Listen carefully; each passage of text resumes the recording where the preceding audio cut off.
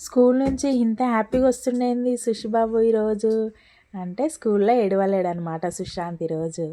వచ్చిన తర్వాత dress change చేసి కొంచెం ముఖం కాలు చేతులు కడిగి వాడు తింటాడేమో అని చెప్పేసి మార్నింగ్ మిగిలిన ఇడ్లీ పెట్టిన అనమాట వేడి చేసి. అట్లనే చపాతీ ఎగ్ రోల్ ఉండనమాట, చపాతీ కూడా ఇచ్చేసిన. నేనేమో కాకరకాయ ఫ్రై, ఒక చపాతీ, రైస్ పెట్టుకున్నా. టమాటా చారు చేసిన ఉంటే కాకరకాయ చాలామంది ఇష్టపడరు, చేదు ఉంటుందని. కాకపోతే కాకరకాయ హెల్త్కి మంచిది కాబట్టి నేను వారానికి ఒకసారి అయినా సరే కంపల్సరీ చేస్తా.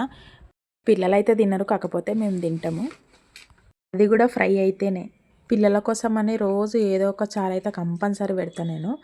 అట్లానే ఈరోజు టమాటా చారు పెట్టిన. టమాటా చారులో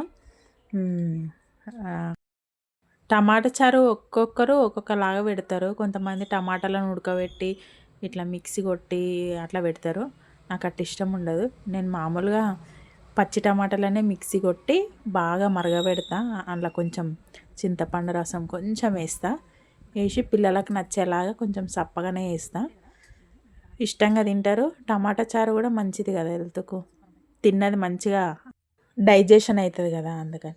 టమాటా చారులా కాకరకాయ ఫ్రై పెట్టుకొని తింటుంటే అబ్బా ఎంత బాగుందో అసలు, చాలా బాగుంది. నా వీడియో నచ్చితే లైక్ చేయండి, షేర్ చేయండి. అలాగే నా ఛానల్ సబ్స్క్రైబ్ చేసుకుని వాళ్ళంటే సబ్స్క్రైబ్ చేసుకోండి. ఓకేనా, బాయ్.